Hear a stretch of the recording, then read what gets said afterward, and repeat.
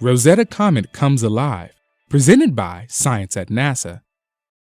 A spacecraft from Earth is about to do something no spacecraft has ever done before: orbit a comet and land on its surface. Right now, the European Space Agency's Rosetta probe is hurtling toward Comet 67P Churyumov-Gerasimenko. The spacecraft's mission is to study the comet at close range as it transforms from a quiet nugget of ice and rock, frozen solid by years spent in deep space, to a sun-warmed dynamo spewing jets of gas and dust into a magnificently evolving tail. Newsflash: the metamorphosis has begun. Comet 67P is coming alive, says Claudia Alexander, project scientist for the U.S. Rosetta project at NASA's Jet Propulsion Laboratory, and it is even more active than I expected.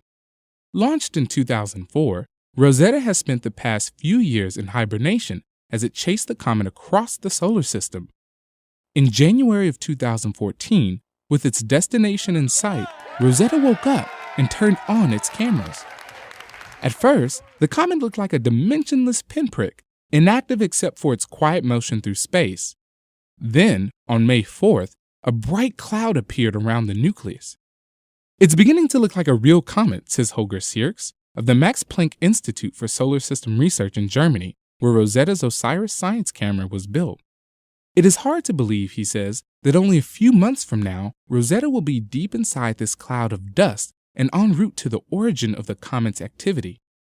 Spacecraft from NASA, ESA, and other space agencies have flown by comets before. A whole armada of spacecraft visited Comet Halley in the mid-1980s, an international event which still serves as a touchstone of comet research. Other notable examples include NASA's Stardust mission, which flew through the tail of Comet Field in 2004 and returned samples to Earth 2 years later, and the Deep Impact spacecraft, which in 2005 dropped a projectile into Comet 9P Temple, blowing a hole in its nucleus so that researchers could look inside. Flybys are informative, but Rosetta will do much more.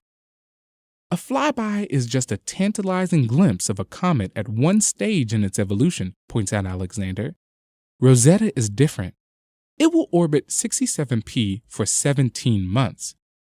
We'll see this comet evolve right before our eyes as we accompany it toward the sun and back out again.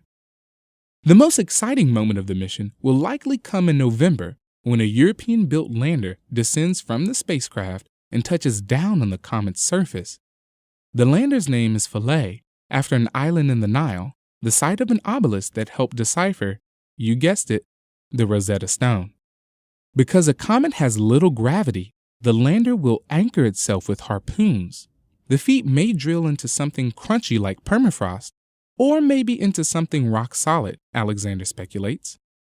Once it is fastened, the lander will commence an unprecedented first-hand study of a comet's nucleus while Rosetta continues to monitor developments overhead.